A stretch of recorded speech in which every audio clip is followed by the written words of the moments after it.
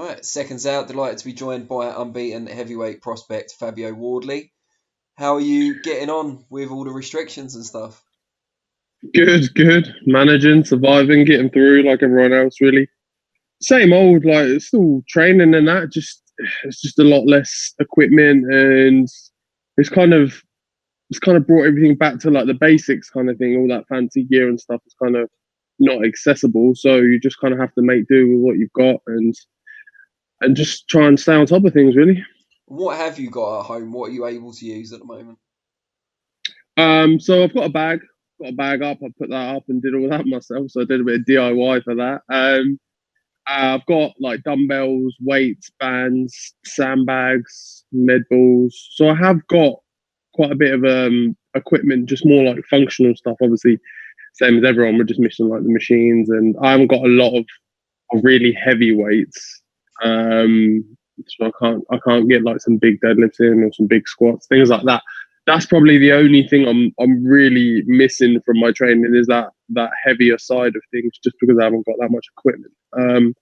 But everything else is supplemented or covered in one way or another. So I'm fortunate, to be fair. I've got like when the gym stopped and stuff, they gave out loads of equipment and stuff, and I grabbed loads of bits. So I'm sorted. It's just missing a few bits. You were scheduled to fight on April the 4th, of course, which was postponed initially from December. You must feel pretty Mm. unlucky, A, that it was postponed the first time, and then B, that your date fell around 2 weeks after the boxing show stopped. Yeah, it's one of those things really. I was talking about someone with this a few days ago that I'm a bit kind of numb to it because at the beginning of my career I had loads of cancelled fights. Like my debut was cancelled like 6 or 7 times in a row. So I'm a bit like numb to it now that I'm used to just all right, it's cancelled, carry on, keep moving, keep training, stay on top of it. I've kind of built up that kind of resistance to it that it is what it is. You just keep going, you keep moving, you keep training. So yeah, it is a bit unlucky, but it's just like these things. Like the only time I'd actually be upset or annoyed if there was anything that was my fault or something that the reason why I couldn't fight was because of me, and it's not. It was just there are issues that are out of mine and everyone's control that just can't be changed or can't be resolved. So you just have to wait it out. We're all in the same boat, so there's no point me grumbling saying, "Oh, I can't believe I didn't get my English title fight," when there's people like Dylan and Joshua and things who are supposed to have like big fights. So it just is what it is. We're all in this boat together, really. To be fair, though, they did get to fight in December, whereas by the time you come back, you're going to be out at least a year. I suppose the Mm. consolation to that is that you're still very young and fresh into your career. Yeah, definitely. Like, obviously, I'd like to have a much busier time. I'd like to have been fighting a lot more, but with the injuries that I had at the back end of the year, it just is what it is. Like, you have to.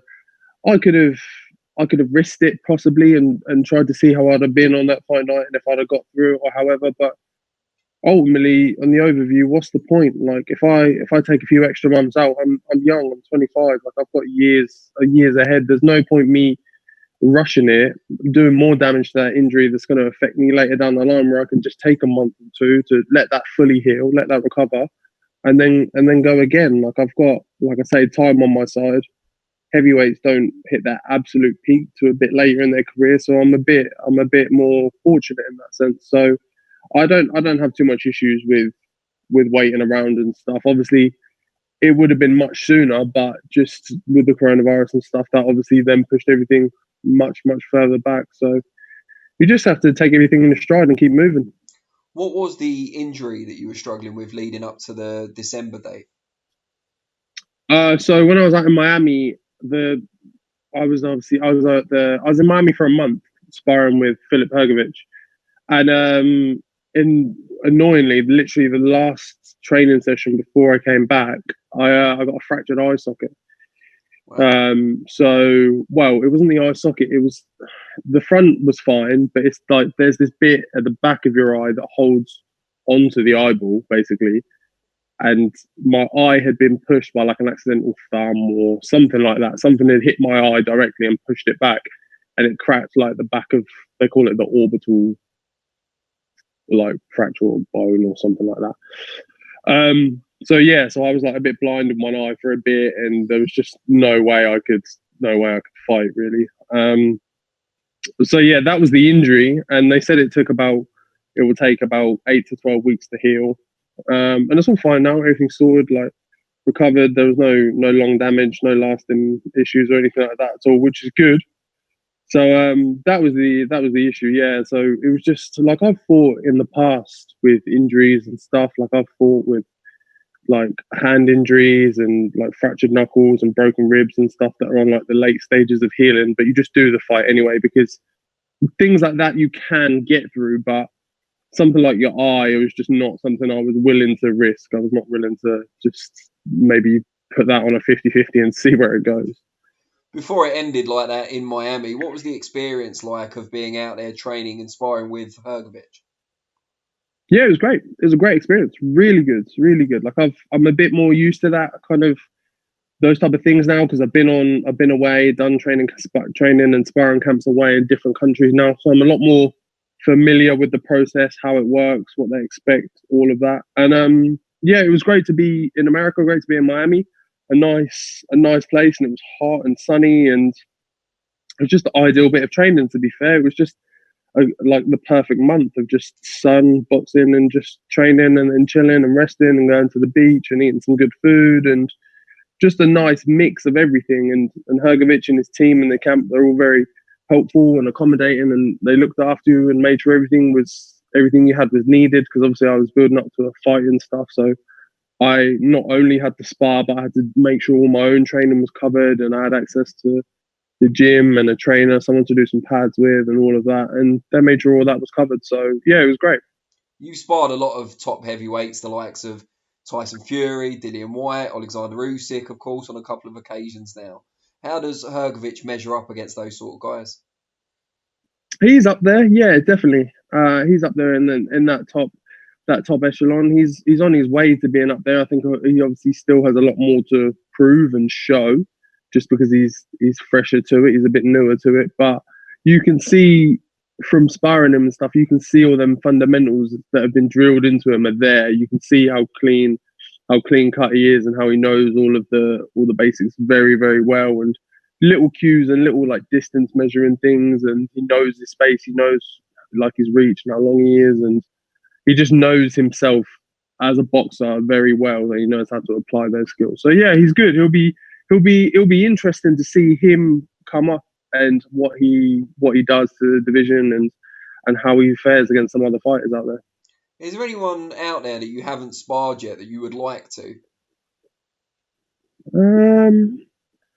I'd like to spar Wilder, to be honest. I'd probably Wilder and Joshua, the two left that I haven't, the big two left that I haven't had the chance to get in with, and I'd like to. I'd like to. They're the ones that I'd like to test myself against. One, I'd like to feel Wilder's power, as maybe stupid as that sounds. Well, It's almost like that. It's like that thing of like everyone talks about it and you've seen it and stuff. So is it as powerful? And it must be, but it would just be interesting to see and kind of to feel and see how it feels to be in the ring with someone like him. And the same with Joshua, really, to size him up and see how strong he actually is and how powerful his shots are and his work rate and things like that. It's interesting to me as a person that loves boxing and kind of the deeper science and things to it, to actually go from seeing someone on the TV to how they look to then being in the ring with them are two very different things. And I like to compare those two different things and see how the actual outcome is. can you pick out any kind of big differences from people you've sparred in the past where you've had a certain perception about them from watching on TV and that's been confounded when you've got in the ring with them? Yeah, there's been like people that I've sparred that I've seen on TV and stuff, and I've thought there's like it just looks like if I was in there, I'd get completely battered. And then you get there on the day and you do some sparring and you actually hold yourself quite well. And don't get me wrong, like sparring is sparring at the end of the day. That's not their full potential, and that's not a full representation of them. Like there's obviously a lot more they have there in sparring sessions, especially the camps and stuff that you go on. People are working on specific things to work so they can use them in their fights that they have upcoming. So it's not an exact measurement, but it is. There have been times where I thought in certain circumstances where I probably wouldn't even be able to hold my own with certain people, when I've got in there and I've actually done very well and I've been quite impressed with myself. So yeah, there is that. That's why it's interesting to see kind of bridge that gap. And the Vallily fight got rearranged after the injury. It was going to be in Newcastle, which is credit to you that you're willing to kind of go before a hostile environment. How close to the fight date were you when you found out it wasn't going to take place? I think I was about 2.5 weeks out.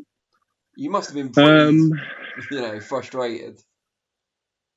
Half and half. Like, I was, because a lot of people were asking me, like, is it going to go ahead? Is it happening? Is it happening? And to be honest, I felt it would.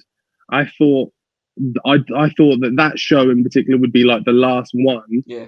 And then, like, within days or a week or whatever, just after that, then everything would shut down. I just, in my head, I had the feeling that now we're just, because at that point it wasn't as big as it is, and I thought, now we're just going to make it over the line. I'm just going to get it in. We're just going to get that fight done, and then boom, then everything's going to shut down. But it happened about 2.5 weeks before that. So yeah, it's not ideal. But even a few of I had, so there was two of my stable mates from my gym as well who are pro boxers, and they had a fight on that weekend coming up. So they had a fight at York Hall on the Saturday. Both of them were on the same show, and everything got shut down and cancelled on like the Wednesday or something like that. So they were even closer. They were within like actual touching distance, like days of it, and That was on the everything got Golden shut Contract down. show, wasn't it? Yeah. I remember that. Yeah. So yeah. So like, again, like I said, we're all in the same boat. There's absolutely nothing you can do about it. No, there's no one to blame. There's nothing. Like, you just have to kind of ride this wave, stay busy, stay professional, stay training, and just come out the other end of it. And do you expect Vallily to still be the next fight when boxing does resume? Yeah, definitely. As long as he's game, I'm still game. I don't mind. Like, that's the fight I wanted. That's the fight I asked for. So there's no point me saying no, I don't want it now just because I've been out of the ring for a little bit or whatever. I've still been training and leading up into everything. I was still sparring and stuff. So yeah, I've been out of the ring, but I haven't been like away from the gym. It's not like I've been injured for a whole year. I've been training like completely, but just not been able to always finish it off with a fight kind of thing. I've been doing camps and stuff, and something's happened which has slowed me down. I've had to start again. So yeah, the only thing I've really missed is the fight nights. That's the only thing, but everything else is still there. It's an interesting clash of kind of backgrounds between you and Vallily, in that you turned to boxing quite late on in life. You've got a white collar background. He was Team GB, celebrated Commonwealth Games gold medalist, of course. Had mixed fortunes though at heavyweight, whereas you're unbeaten, on the rise, and he's kind of at the last chance saloon, I would say now, even though he's still a relatively young man. What do you make of him as a fighter? Honestly, I haven't seen too much of him. I know about his background. I know he's well schooled. He's got a good ABA.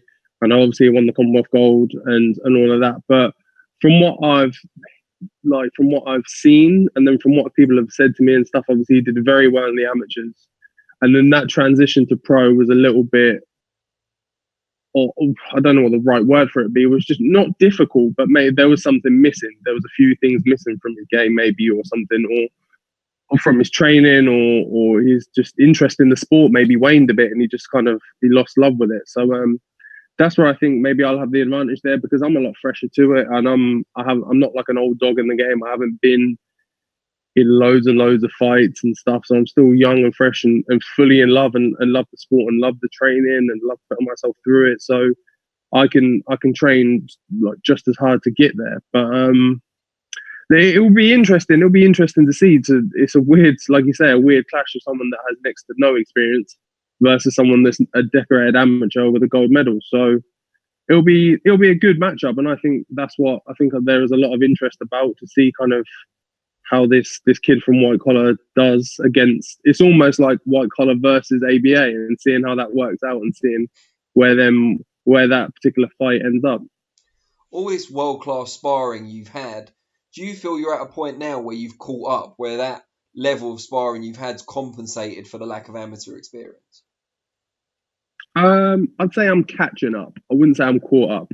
I'd say I'm well on the way. I'm a lot like every year or every month, however, I'm always progressing. I'm getting better. Like I watch old fights and I compare them to the newer ones, and I can see that there's that improvement along the line. I'm learning things. I'm picking stuff up. So yeah, I'm closing the gap, I feel, definitely. Just by one, obviously in the sparring, spending time just around boxing a lot more at the shows, at the events, around different boxers, just completely immersing myself in the sport is the way you pick up so many different little things. So yeah, I definitely think I'm well on the way to mixing it at that level. Must be great for your confidence as well, not just holding your own against these world-class fighters in sparring, but also the fact that they're requesting your services quite regularly.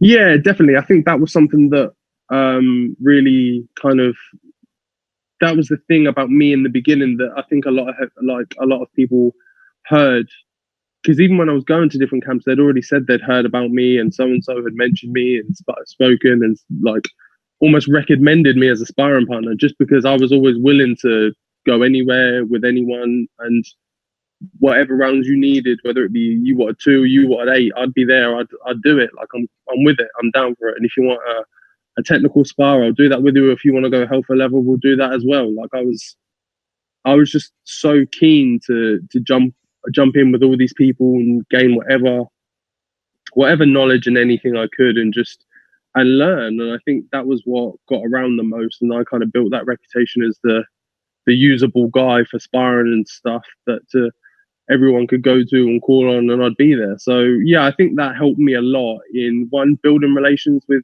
these people and getting to know them and being in a more comfortable place with them to be able to pick their brains a bit and ask them questions. And yeah, it's all helped me loads. A fight that at the moment is still scheduled for July the 11th, I'm not sure if it's going to happen on that date or not, is Daniel Dubois and Joe Joyce. I'm sure you'll have at least one eye, but hopefully both eyes on that, as you're aiming for the English title and they're fighting for, among other belts, about 9 belts on the line, but one of them's the British title, the coveted Lonsdale belt. Who do you kind of fancy in that fight, and how far away do you feel you are from challenging the winner of those two? When it was going on, I fancy. It's difficult. Like you can't clearly give it to any one of them, any each of them. You can't very clearly say, "Oh no, it's going to be this one," because they're very similar. And it's like youth versus experience, and those typical things that you pit against each other. But if I was gonna pick anyone, I'd probably pick Daniel. More so just because I think he's a lot crisper in the way he throws his shots, when the way they land, and just the way they connect, and how upright and well schooled he is. I think he is the cleaner fighter. Although I still think they're very, very similar, I think he is the much cleaner, crisper kind of fighter there. And if anyone's going to land a very clean, like knock a KO shot, I think it'd be him, to be honest. But don't get me wrong, that's not putting Joyce down at all, because I think he's a good fighter. It's just I feel that in a fight that's so close like that, I think maybe the cleaner fighter will come out on top. And how far away do you feel you are from challenging the winner potentially? Although they may vacate the belt, obviously, but if they didn't, a few fights. Hopefully, say we get through the Vallily fight, have a couple more decent testers too, maybe, and then if they've still got it by then yeah, that's where we'd want to be. Because again, them two boys have a lot more experience on me. They've got a lot more your years in the bank and time in the ring and stuff on me, which is something I need to make up with other fights. And like you said, having a year out, or it probably will be by the time that I have the actual Vallily fight, it won't be ideal for me. So yeah, as much as I do want to jump at these people immediately, I have to be smart about it as well. A fight for you, I mean, obviously you're a promotional free agent, but you work predominantly at the moment with Matchroom. A good fight might be you and Dave Allen, I would have thought, especially if the British title does end up vacant. Yeah, that was something that was talked about quite a bit at the beginning of the year. That Dave did interview, and quite flatteringly, if that's a word, yeah.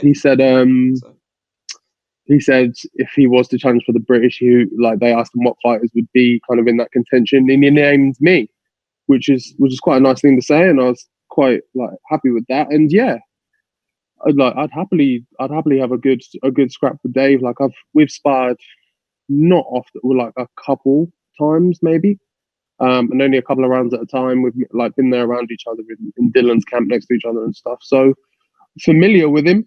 But it'd be a good fight and a fight we'd both welcome. And he's a nice guy, and I like the things he's done in the sport, but kind of how he's built his own image and just been himself pretty much all the way through and made something out of that. I can really respect that. So yeah, that'd be a good fight to have down the line if the belt is vacated and we're both in that kind of position at the same time. It'd be something I think we'd both welcome. Brilliant. I'm sure the fans would welcome it as well. So we'll see how the rest of this year pans out first, obviously. But it's been really good to speak to you. You seem in good spirits despite everything that's going on, so that's good to see. Yeah. And hopefully we'll get to catch up in person soon. Yeah, definitely. Hopefully when all this settles down a bit, we can get back to normal and get back to boxing, hopefully. It's what we all want. Fingers crossed. Yeah. All right, well, stay safe and take care, and we'll see you soon. You too, mate. Catch you soon. Take care.